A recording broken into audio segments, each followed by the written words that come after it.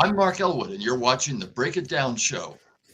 I love the variety of things we get to cover in the podcast world. And I have sat in so many meetings that when thankfully someone says the words, "What is this meeting for? Why are we doing it?"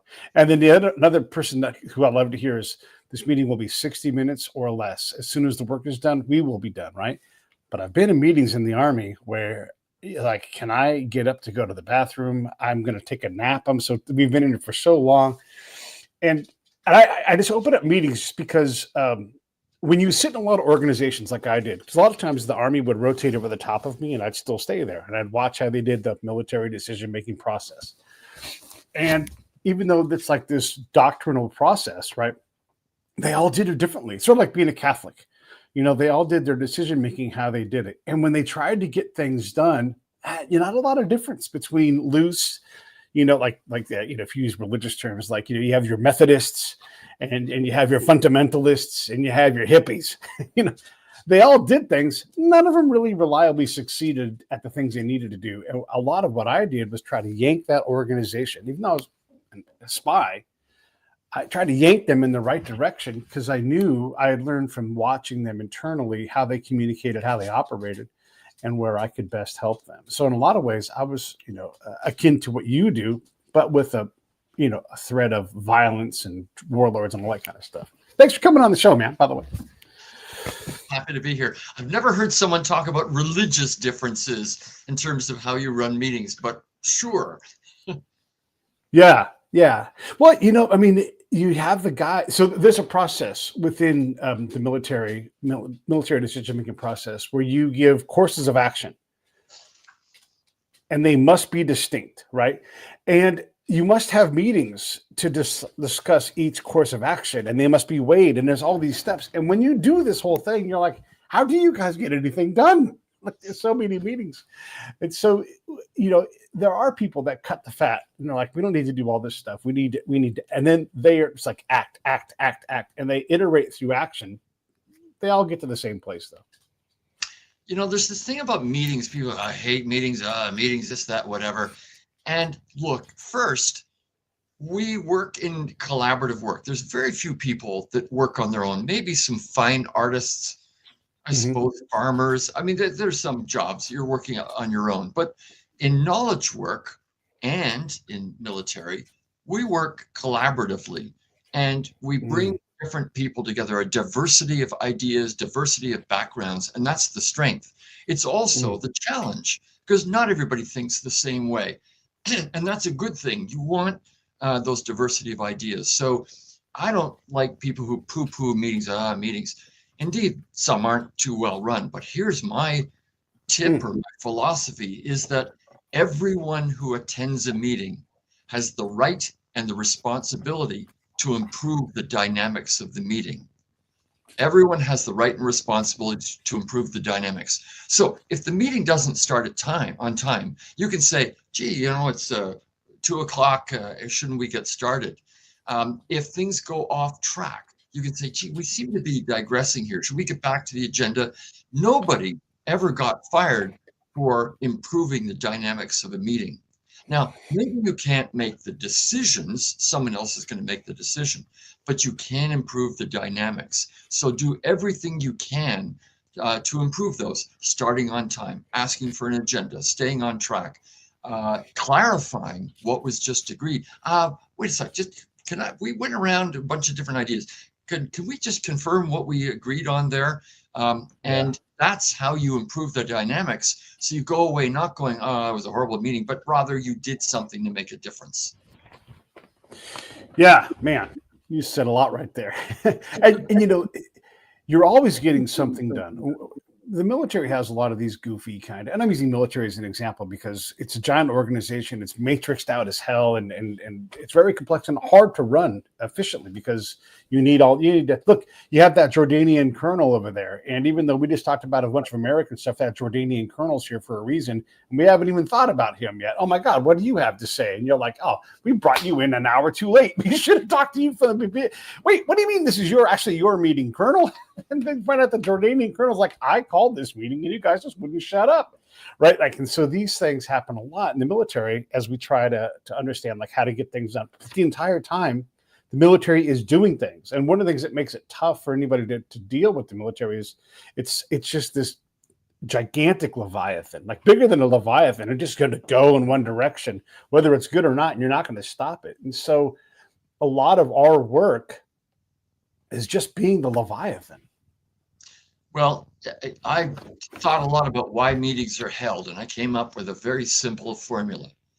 Meetings are held to convene stakeholders who make decisions that lead to action. So again, meetings are held to convene stakeholders who make decisions that lead to action. So you look at all those different words. Convene, you've got to bring people together. You don't do it by email. You convene people virtually or in person.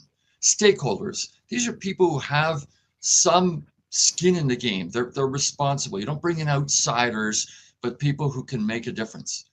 They make decisions. You're going to make a decision with this meeting. You're not reporting on the results or whatever. There's different ways to do that. You're not getting trained. There's different ways to do that.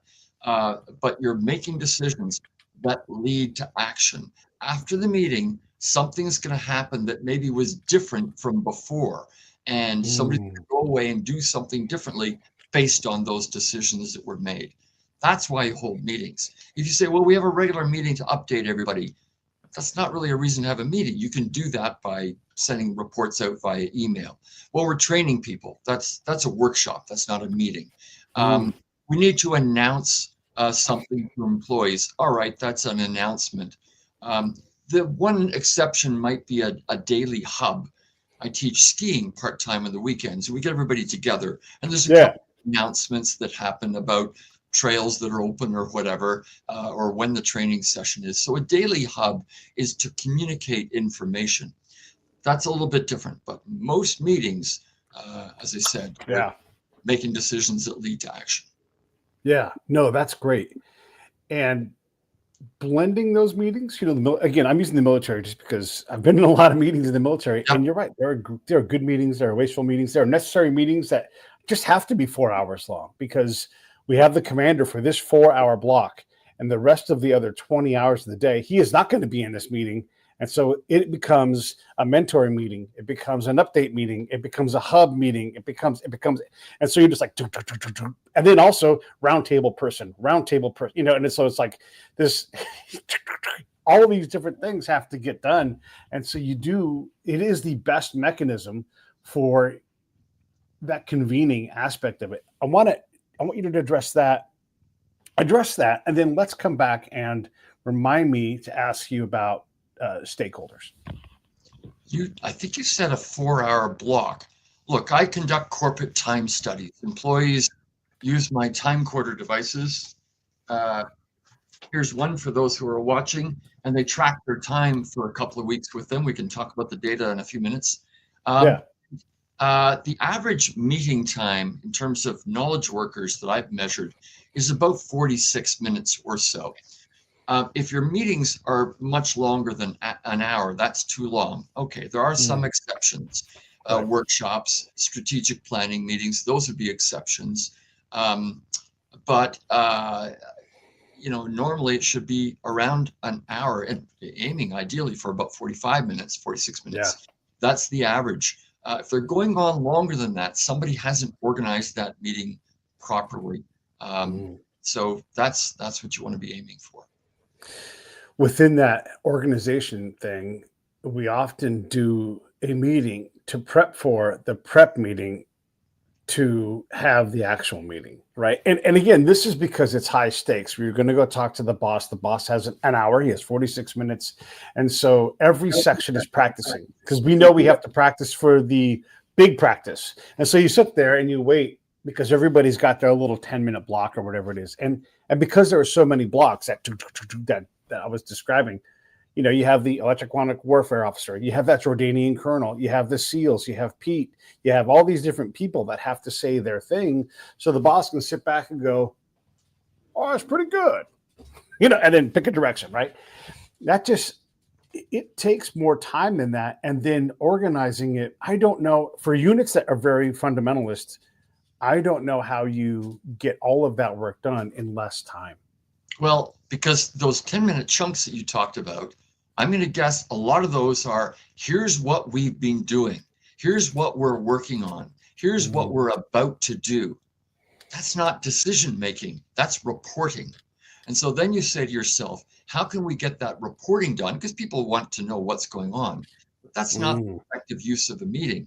If you send out that report in a standardized format that everybody does, and it's easy for them to do, not pages and pages, but here's our bullet points. What are we doing? What are we going to do?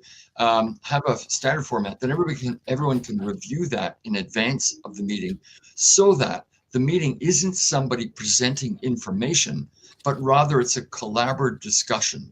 We have an issue here. It's an Mm. HR issue. In your military, it's an equipment issue that we have to solve. It's a supply chain, it's logistics, something. And I need some input. Here's the thing I'm thinking of doing. I need your folks' input on this as we solve this problem together. That's different Yeah. from here's what we've been doing over the last month.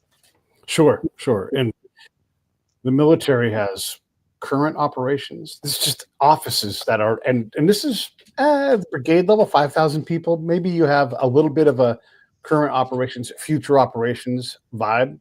We have all these different sub offices within operations at all. It becomes very complex. Let me ask you this, because this is one of my pet peeves. We'll say the word stakeholders, and quite often I sit back in the meeting. This is in the Army context, and I say, "Where's the tent? What kind of tent are we putting up? Are, we're assessing Afghan governance and our success in putting it together. Where are the Afghans?" And they're like, "Oh, well, Pete, this is a classified meeting." And I'm like, "Well, then why are we having it without the Afghans? Why don't we declassify what we're going to talk about? I mean, we're talking about their stuff. We're trying to validate that we're doing enough well so we can move forward in the process." And we struggle with that. We don't ever think about the shape of the tent, the need of the tent, how tight it needs to be, how many stakes does it need? Are you really a stakeholder, or are you just here because your boss is like, "I need you to take no," whatever, right? All these things, when we get so focused on on stakes, we miss the main pole in the tent that we need to have there to make sure that what we're doing.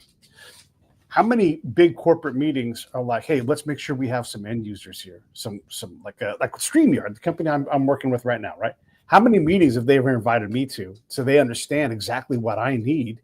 The client that they want me to use more of their products, they don't even talk to me like what I need, and they make this new product. Like today, they announced picture sharing. I don't give a fuck about picture sharing. Like I cared about audio, right? Audio. Listen, StreamYard, audio, right? But they don't ever. I'm not ever in that meeting, so I'm not a tent peg. I'm not even a tent. I don't exist. I'm going to suggest there's no perfect answer to that. Look, if you're doing strategic planning at a high level, hopefully you've gathered a lot of data and got some background information, and a board of directors or a commander, whomever, has some ideas and is formulating some ideas about where you want to go. Indeed, at the implementation, then you talk to the employees and they go, wait a minute, that bolt is not going to fit with that nut. Okay, so we got to adapt ourselves for the implementation. What point do you get those people involved? Indeed, for the implementation, you do want to have people involved, but not always at the decisional level. So that's the trade-off. You couldn't have 100 employees in a strategic planning meeting. That would get a little bit wild. But you are going to need their input sooner or later. So there's no perfect answer to that. Yeah. Hopefully you've done your homework beforehand. And that's the other thing. People come to a meeting and they say, oh, you're trying to establish the price for something. It's a product you're selling maybe. And they say, well, I think it should be $5. Well, no, that's too high. $7. Well, no, this. And you get people with opinions going back and forth. And when you hear a lot of those opinions, that's the time to step in and say, gee, it sounds like we don't really have a handle on this. Should we send a couple of people away to do a little bit of research so we can get more data about what the competition is doing, about what we did last time, about what customers or clients would accept? But let's take that out of the meeting so that they can come back with a clear recommendation rather than us batting it back and forth. When you see that happening in a meeting, this idea of ideas being batted back and forth, that's the time to take it out of the meeting and have someone do some homework. Yeah, it's and I appreciate you going down this journey on meetings. And it's not that I don't like meetings. It's just, hey, my time in the field is valuable, right? Like I would say when I was doing the spy stuff, I'm trying to balance my equation. So I'm trying to make sure that I'm relevant with the Army and understand what they need and have influence so I can help them, right? And then I have everything else on the outside, right? And I'm trying to make sure I'm relevant out there and building a network. And so if I'm in a meeting sitting there for 4 hours waiting for my turn to say my 2 minutes, I'm like, can't I just show up at 10:30? I don't want to be bigger than everybody else, but I actively have stuff I could be doing, and I quite often got tied up in meetings. And so I always felt like the most important thing I brought to these meetings. Okay, so I had 4 basic tasks: help the commander win more, lose less; help the enemy lose more and win less, right? And sometimes I could wrap them all in one big thing. So as I'm trying to do these things, the most important thing that I often gave the command was the ground truth, because everybody else is up in this spaceship having these meetings, right? And so I would pop in, and if I look like an alien to them, they've never seen me. It's quite like Lawrence of Arabia when he goes back to Egypt. He's like, I've returned. Everything's going well. Here's what we need to do. They're like, who are you? Like, why are you not in a uniform? You're dressed like a sheikh. And so you can't do that, right? And so you have to find ways to balance the need for ground truth. When I come in and I say 15 is the answer, and they're like, we're thinking about banana. And like, banana? Where'd you get that? Like, oh, our work groups have come back with the answer is banana. I'm like, just banana? And it makes no sense because we're so incongruent with our message and the work that we've done. I didn't have enough ground truth to begin with. We talk a lot about strategy and strategic planning. All this comes from military, right? Yeah. What are we trying to achieve here? Well, we're trying to, Hannibal, we're trying to take over Italy or something. I don't know my geography, and history. Yeah. We're trying to conquer this alien territory. And so how are we going to do that? Well, we're going to use ground troops, or in modern warfare, we use Navy and air and so on.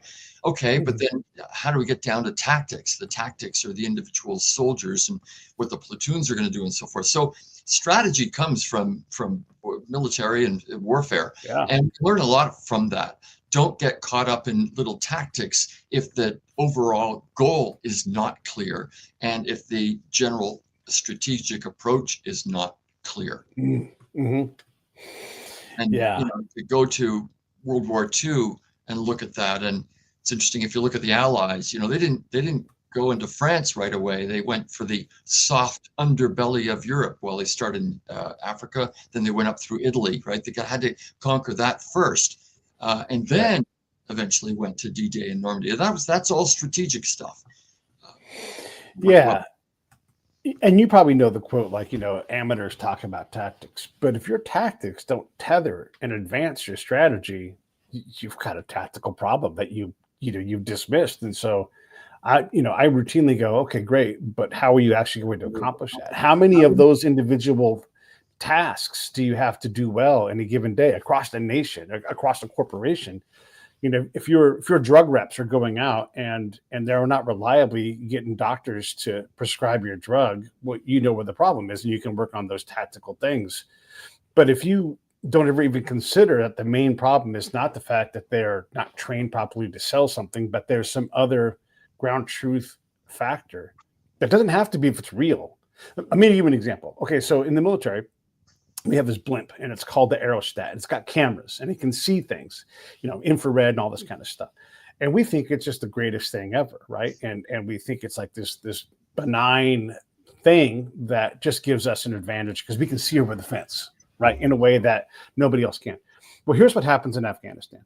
The locals see that thing up there, and they go, well, because we don't tell them what it is, they make up their own reality, and they call that the big bird is what they call that, right?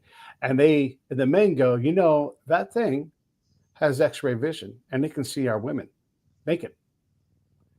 And now you have a problem you had no idea existed, because this thing does see a lot of things, but it doesn't see naked ladies. And if we just showed them this capability and communicated, we would already reduce the potential for that problem to get nasty. But we hate that reality. What? They're classified. Who cares? If they think this thing is causing a harm to them, you're now being wounded every day. And you don't allow your decision making, you don't allow your meetings to even consider that possibility, because if somebody came in and said, I found this out about this thing, who cares?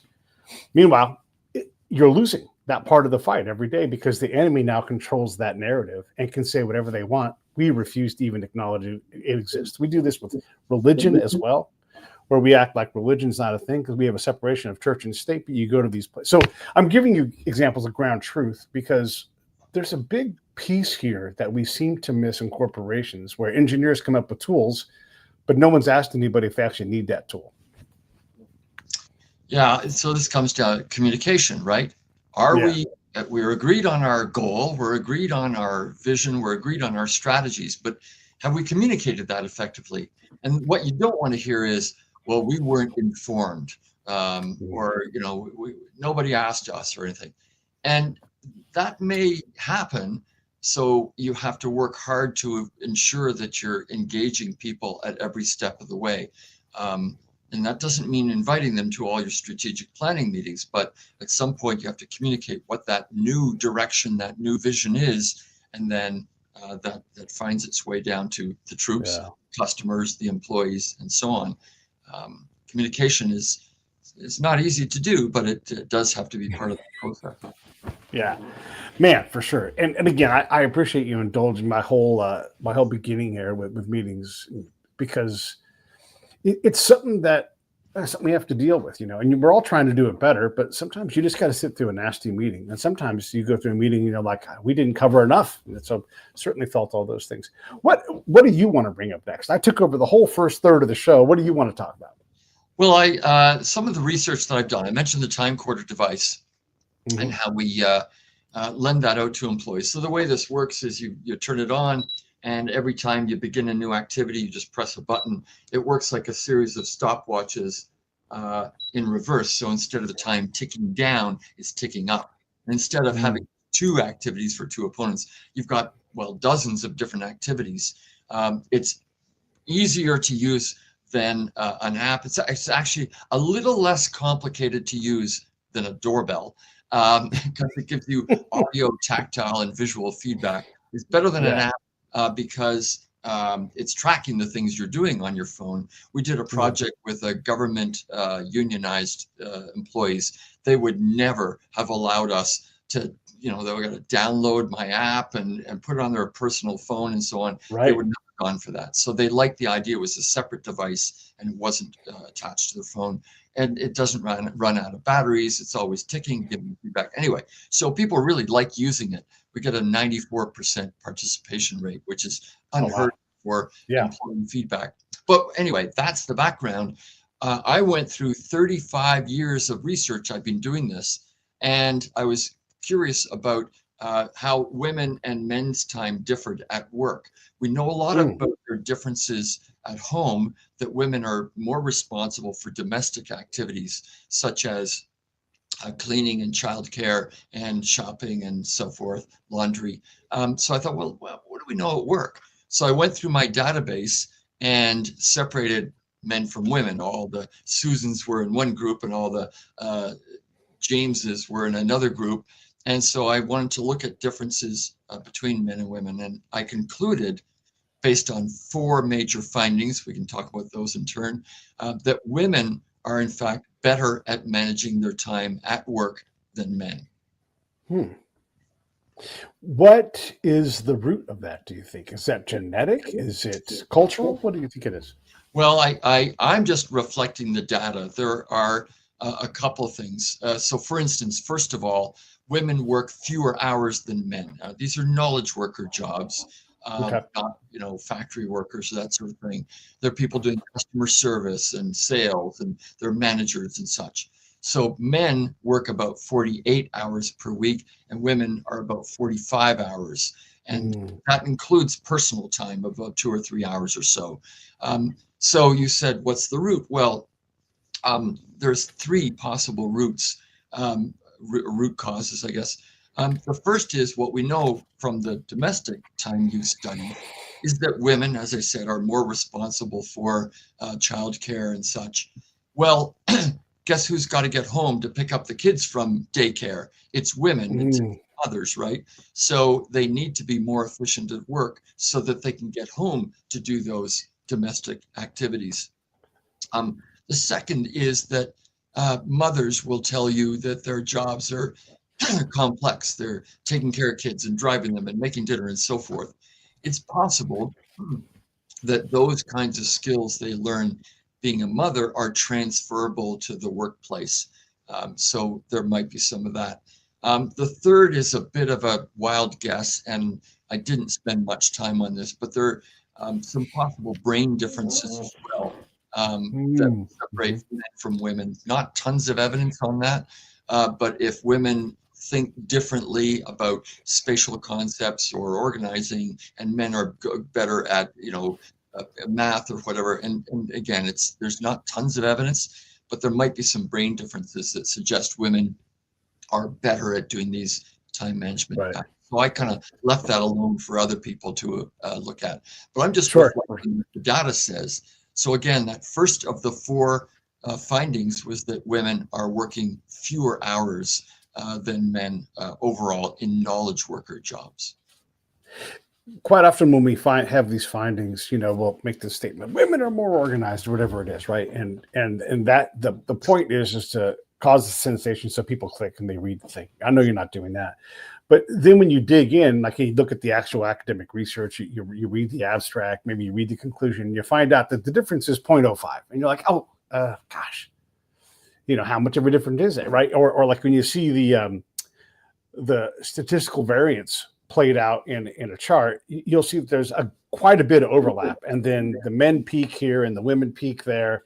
But it for sure means that they're more organized, or they are better with their time. But the men have this other trade-off. And then when you consider everything, you're like, not that much of a difference. So I guess what I'm asking is when you have when you find in your research that something is true, how much variance do you need to say, now this is important, like this is 8%, this is 10%, this is well beyond statistical variance and everything else? What is that difference for you when you're like, this is something to pay attention to? Yeah, it's a little bit tricky because we're talking about a large number of people who have measured different activities. Every client has their employees measuring different stuff. So it's not like you line people up in a row and say, she's 5'2" and he's 6'5", and let's measure the differences. We're talking about people who track their time on many different activities over the course of a couple of weeks. So, and then I've sort of grossing everything up to look at the differences. Nonetheless, those are real, that first one, 48 versus 45 hours. You mentioned, people have these certain beliefs about things. Let me talk about the second finding, which I think is the most profound. If you read a lot of time management books, and I own about 50 of them, the time management experts will tell you to work on your most important tasks. Okay, but what are those? So the closest anyone came, Stephen Covey talked about the so-called Eisenhower matrix. It wasn't really designed by President Eisenhower. He was in turn quoting a university dean who had talked about this urgent and important matrix. Some activity urgent, important, or not urgent and important, and so forth.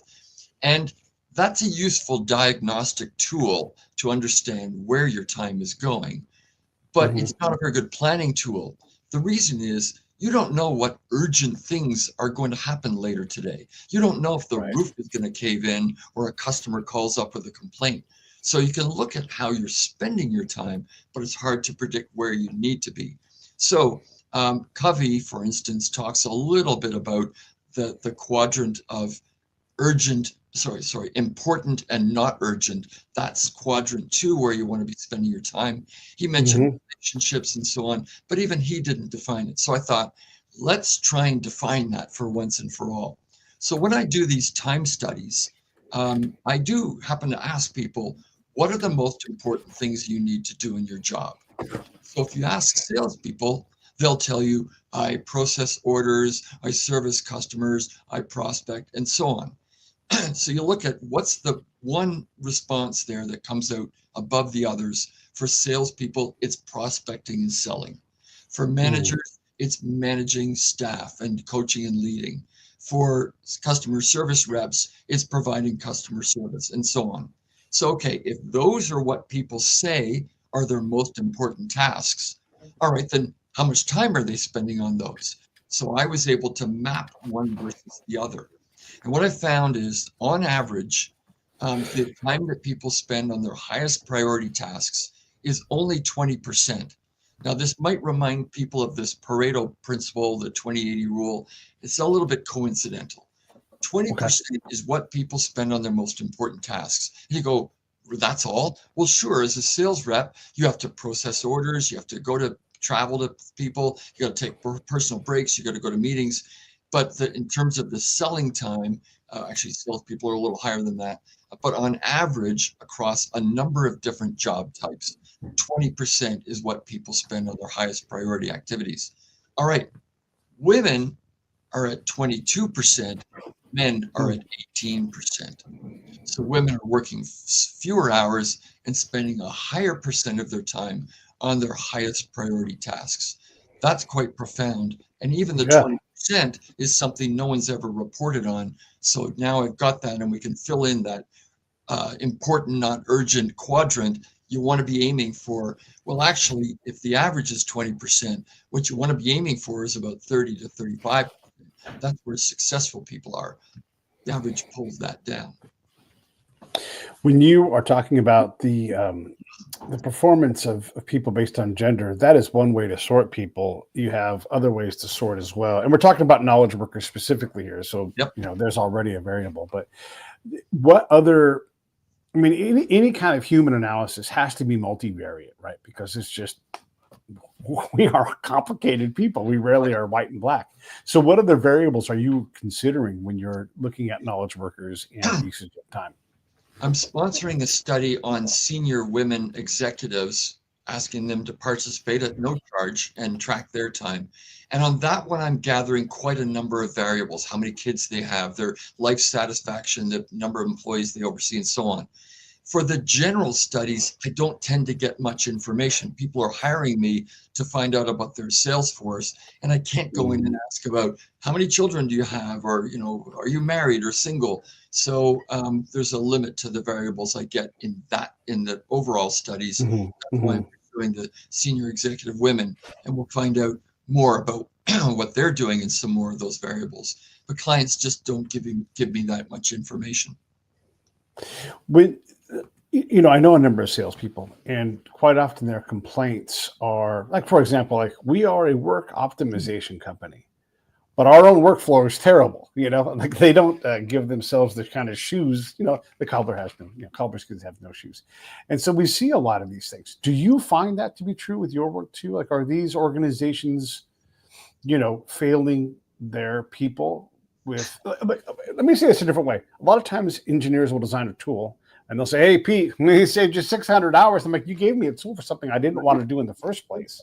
And so, sure, you automated something, but I wasn't doing that before. So you actually gave me more work. Sure, you did it fast at a level that was good enough, but I didn't have that task before. It's not essential. And I'm distracted from these things I'm supposed to do. Does that in any way make two sense? comments? Yeah. One is about productivity overall, and the second is about technology. Productivity overall. Look, corporations, I don't want to say they don't care, but they don't need to care. If people are working my 46 hours per week and they're contracted for 42 or so, well, corporations are getting free work from them, and some people work crazy long overtime hours. And so the reason I don't do tons of, there's not one of my companies on every street corner, is that companies are getting that free labor because people want to get promoted, or they want to work harder, or they stay away from home, or whatever. And so people are working long hours. For the corporation to say, we want to make sure you only work 40 hours per week, well, they don't need to. Having said that, people are wasting time. I don't like to use the word waste too much, but they're spending their time on non-value added activities. So Okay. it behooves the corporation to find ways for their sales reps to be spending more time on their top priority activities. So how do they do that? Well, they can hire me to do a study or do some more training and so on. The other thing is technology. So we've thrown technology at this. Before or as I started, a lot of companies didn't even have voicemail. Yeah. People had laptops. There was no internet. There were no smartphones, none of that stuff. And you know what?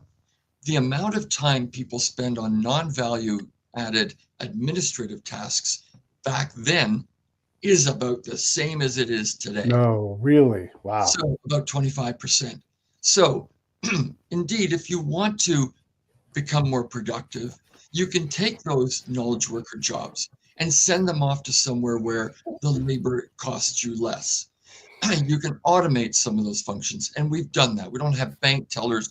Well, we have some, but they've been replaced by automatic teller machines. Or AI will help with some of this. People writing, articles and such.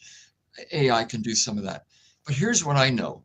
To the degree that we have people doing knowledge work jobs, like managers, like service reps, and so on, they will always be burdened 5, 10 years from now. They'll still be burdened by administrative activities. Because I've seen that for 35 years with all of this technology. As an example, email is not going to be great. We'll replace all kinds of phone calls. We'll replace fax machines and so on. Email works really well. But guess what? When I've measured time spent on unnecessary email, that's as determined by the employees themselves. It's an astounding 3.4 hours per week. So email's great. Yeah, but it comes with these unexpected spin-offs and consequences, 3.4 hours a week. So when people now talk about AI and what it's going to do, yes, but there's bad players out there. There's AI that's going to go wrong, or someone wrote in the wrong code or something. So let's not expect technology is going to fix everything. I saw a recent video where people were talking to their AI over smartphones and getting them to book meetings and follow up and so forth. And I thought, I saw that video. It was back in 1990, and it was Microsoft or somebody, and people were using all their technology. Well, sure, it's nice when it all works, but oftentimes it doesn't. And so that's what intrigues me about the world, is that things will go wrong. People will misuse systems. Bad actors will come on. And so people will continue to spend a good chunk of their time on administrative tasks. We get them to be more productive by finding ways to focus on their highest priority activities.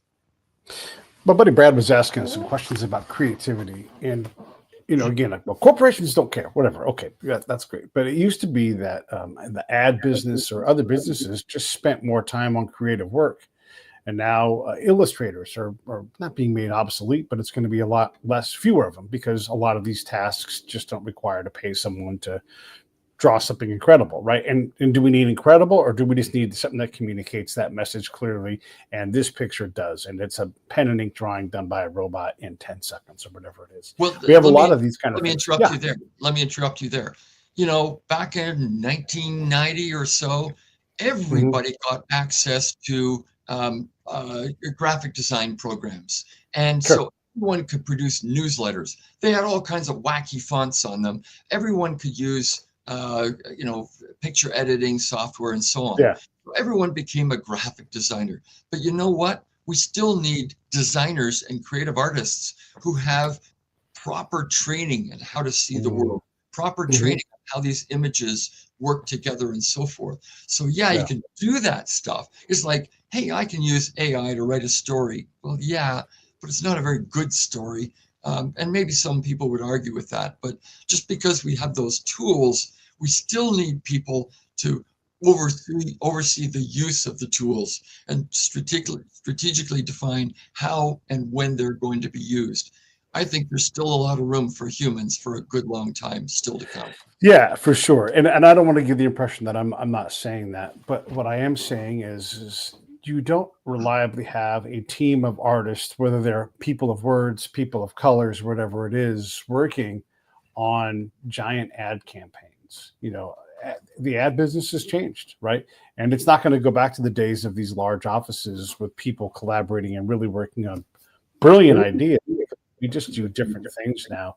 So I guess the overall question is Peter Drucker, Jack Welch, all these different ways of doing business 30 years ago, a lot of them still exist, but are those guys, those thought leaders back then, are they obsolete? I mean, even Drucker was like, hey, remember when I wrote this in 1955?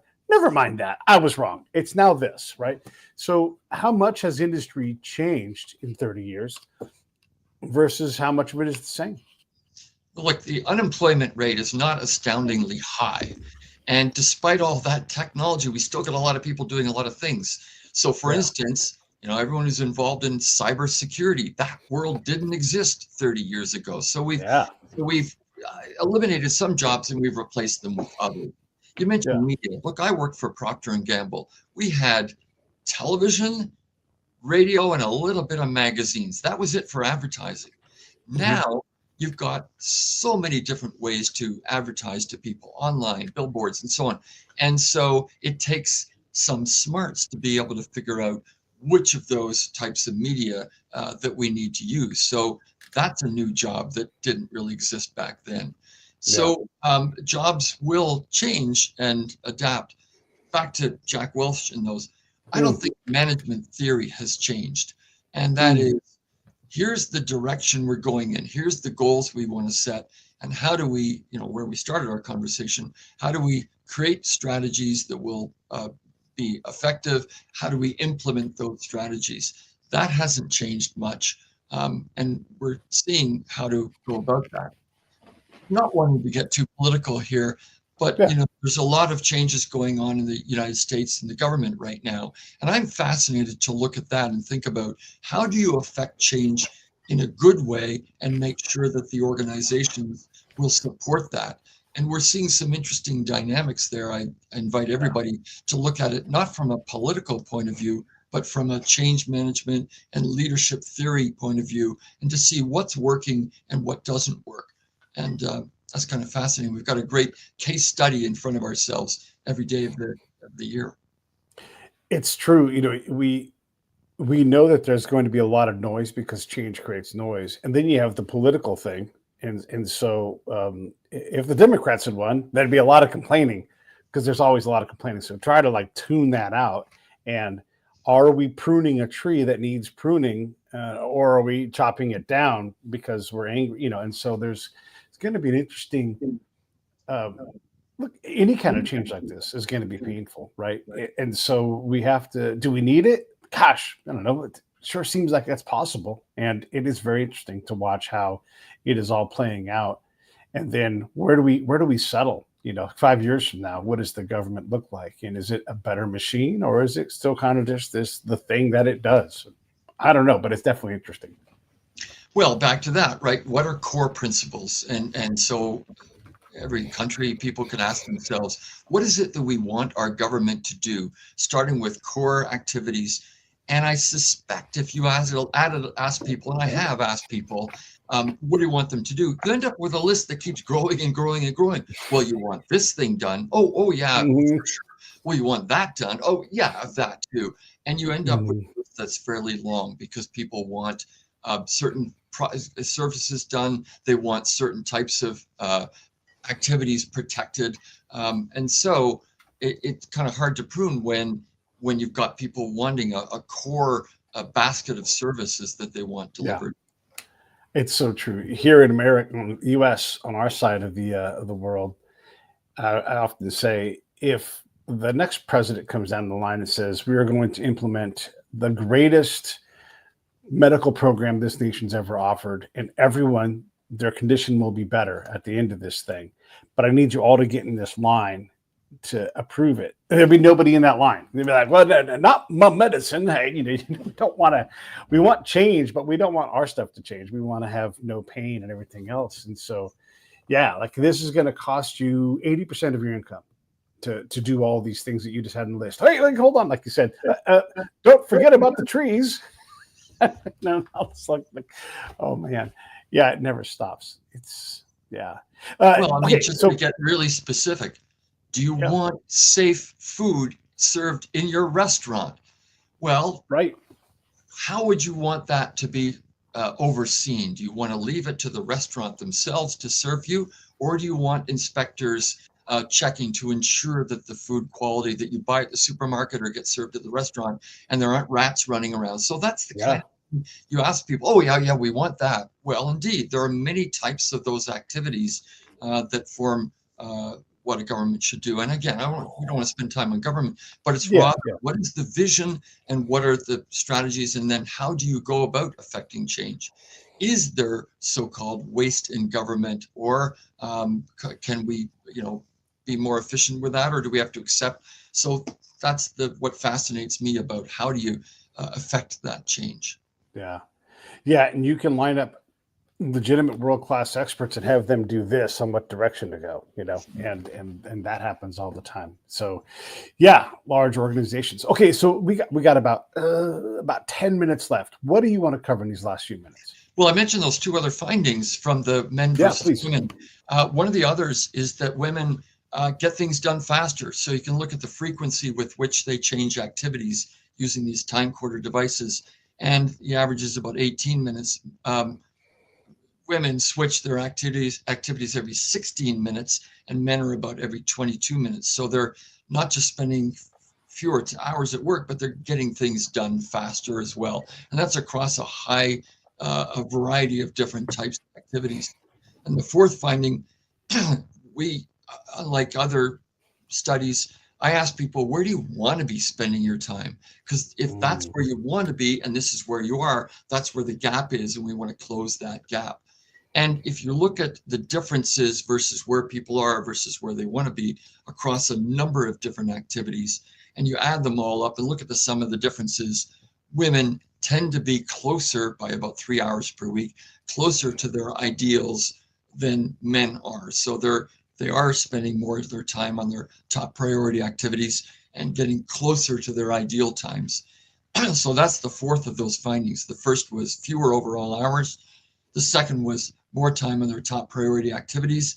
The third was shorter time per activity. And the fourth is closer to their ideal time. So that says that women are pretty good at managing their time overall. And so what are they doing to do that? Well, they're clear about what their goals are. They use a daily to-do list. I'm a big fan of daily to-do lists. And my unique formula for those is start with a blank slate. You got nothing to do on your to-do list today. And then think about your goals, your long-term goals, and then say, if I had nothing to do today, what would I do to affect my results a month from now? Those are your priorities, and those should get done first on your to-do list. Then you fill in all the other stuff. mm, yeah. Yeah. The military had a thing called the Mission Essential Task List. This is like the thing that you had to like get these tasks done and learn how to master them. Boy, oh boy, but then when you dive in and you do that work, like it's like the budget. Like, well, but don't forget we have to be able to put things in a truck. We got to practice putting things in a truck, and that's way easier to practice than something complicated like go do a multi-city surveillance operation training program with surveillance detection routes. And all of a sudden now you got this $150,000 training project, right? And so your mission essential task list is great. It's well thought out. It's workshopped and everything. But the reality is you can only put work in so many places because of time and money. And it's just easier to have everybody go out to the motor pool and throw a bunch of tents in the back of the truck. Yeah, I'm not, it wasn't in the military, but it Yeah, strikes yeah, me that the military is very clear about what its goals are. In a war situation, it's pretty clear, we want to defeat the enemy. Okay, sure. But then what does hmm that actually look like? Well, we're going to take over this island, or we're going to conquer that piece of land, or we're going to bomb that yeah, nation's plant or something. So that the targets and the goals are very clear in a military sense. And that's what allows the military to be so clear about the directions it's going in. yeah, yeah. Okay, so let's make sure we plug everything for you. Which of your websites do you want me to put a link up for, and where should folks go to find more about you? I'll put my new battery in my camera. Well, I've got a few different websites. The best one probably is getmoredone.com, just like it sounds, Yeah. get more done. And you'll see some blog articles there with some of my research. You'll see a little bit about the TimeCorder and some of the training that I do. I do some strategic planning as well. Maybe we should team up on that. And Yeah. so yeah, getmoredone.com. And Bam. again, I'm sponsoring that study of the senior executive women. So I'm looking for participants to track their time for a couple of weeks and find out where they are spending their time. And that's a pro bono project. Nice. And then you have other websites. You want to plug those too, or just? Well, my name, markellwood.com, and one that I really like, terrificteams.com. That's where I do some of my strategic planning and teamwork stuff. But we don't want people with too many of them. So. Yeah. Mark Ellwood, and that we'll keep it there. But obviously, Terrific Teams, go check that out. And these, I think, are also in the show notes if I've done my job properly. If not, you've got them on the screen right here. Here's markellwood.com. Here's Get More Done and terrificteams.com. And just go see. You get an idea what Mark does and how he does it. And look, one, I appreciate, we got to get out here on a certain time mark. So I appreciate you coming on. And I'm glad to let you have the last word, and then I'll shut this off, and then I'll say goodbye to you in the back end. But anything you want to close with? Well, one of the things, I've done a little bit of coaching lately, and if someone's looking for some free coaching advice, you got a problem you want to tackle, I'm happy to spend some time doing that with you. In the meantime, focus your time on your top priority activities, make those meetings work for you, plan your day effectively. Watch what some of your female comrades are doing, and use your time the best possible way, because your time is worth it. I love it. Hey, one more question real quick I just thought of. I always think this is true. Is work-life balance a code for you work too much? Because I feel like everybody who says that, it's like, I'm type A, I can't stop working. Well, a couple of things briefly on that. Again, I've measured where people want to be. So balance is, well, here's what I want things to look like. There are times in your life you're going to be out of balance. You're trying to finish university. You're working on a big project. So things will be out of balance. In terms of being in balance, determine what's important to you in terms of family time. Try and set some timetables for that. I did some research on mothers, and they often feel guilty, I need to spend time with my kids. We found that mothers who spent more time on themselves, not more, but an adequate amount of time, found that they were better mothers, felt less rushed, and had a better quality of life score. So they were doing things like gardening and meditation and prayer and reading and fitness. Men too, take the time to do those things. You'll be a better person or a better parent because of it. And that's how you get balance, is putting time aside for those personal activities that are important to you. When you do, the rest will follow, and you'll be a better employee, a better manager, a better entrepreneur, and so on. Hard to say it better than that. Thanks, man. I'm going to hang up here. I'll say goodbye to you in a sec, everybody else. I'll see you actually later on today with an exciting new show as well as this one. So make sure you like, follow, and review, and look, do all the things you're supposed to do. And for sure, go check out Mark's work. He is fantastic.